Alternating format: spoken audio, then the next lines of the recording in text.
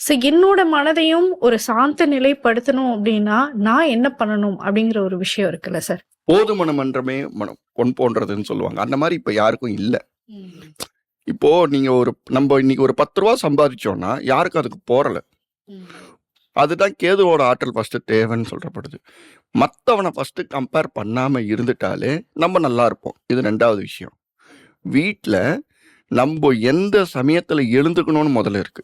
Okay. எல்லாருமே காலையில at least 5 to 6க்குள்ளயாவது எழுந்துக்கணும். ம். ஆனா இப்பலாம் பார்த்தீங்கன்னா, நைட்டு 1 மணி வரைக்கும் வேலை பார்த்துட்டு, மார்னிங் 10:00 எழுந்துக்கிறாங்க. ம். ஞானிகள், ரிஷிகள் என்ன சொல்லப்பட்டிருக்காங்க அப்படின்னா, ஞானிகள், ரிஷிகள்லாம் ஒரு வேளை தான் சாப்பிடுவாங்க. ஓகே. எப்ப சாப்பிடுவாங்க அப்படின்னு கேட்டிங்கன்னா, உச்ச சூரியன் நிற்கும்போது, ம். அந்த நேரத்துல சாப்பிடுறதோட சரி.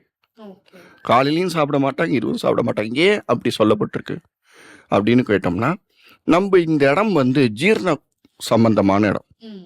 நம்ம சாப்பிடும்போது அந்த இடம் ஜீரணமாகி வெளியில நம்மள தள்ளிடும். அதுக்கு தான் ஜீரணத்துக்காக சூரியனோட பவர் நெருப்பு வேணும். அதாவது நம்மளுக்கு அந்த மூணுல சந்திரன் இருக்கிற சமயத்துல குளுமையா இருக்கும். ஓகே. இந்த இடத்துல போது ஜீரணம் அதிகமாகும். அதனால அந்த சமயத்துல சாப்பிட்டுருவாங்க. ம்.